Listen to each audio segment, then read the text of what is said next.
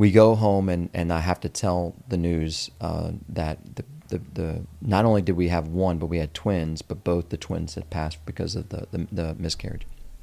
So I go home and I sit down Bella and Sophia, and I said to Bella, and again, Bella's like maybe 5 or 6, and Sophia's like 3 or 4.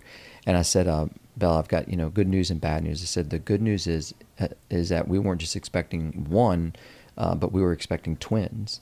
And I said, but the bad news is that they weren't strong enough to be with us here, so they're going to be with, they're going to go play with Jesus, And then she just started crying because she knew what that meant, that they weren't here anymore.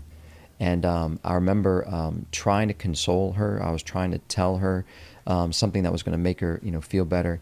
And then she stops and she looks at me and she says, Daddy, can we go to the chapel?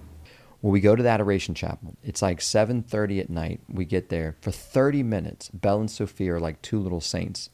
And I'm tugging on their shirt 30 minutes later saying, hey, it's time for us to go, I put Bella and Sophia back in the car. We're driving home. And Bella says to me, she says, Daddy, I love you. And I'm like, I love you too, babe. She says, Daddy, I love everybody in the whole world, even in other planets. I was like, praise God. And I started thinking, I'm like, just a little while ago, this girl was crying her eyes out. And she said to me, she didn't say to me, Daddy, can we go to TCBY? Or Daddy, can we go to Chuck E. Cheese? Mm-hmm. She says to me, Daddy, can we go to the chapel? And she goes, when we go to the chapel, she's so comforted, so consoled, so loved on by the Lord that she has more love in her heart than there are people on the planet, that she wants to start loving aliens now. Like, that's how much she's filled. But I started thinking, I'm like, out of the mouth of babes, I hope she never forgets.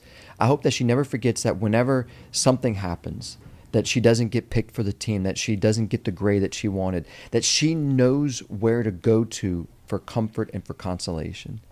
And then I'm thinking to myself, like, I hope I never forget that when I'm struggling and I'm feeling alone and I'm feeling like I'm spent and drained and needing consolation, that it's not in the things of this earth, this world, but it's in my God who comes to us in sacrament, that I can go and I can be filled.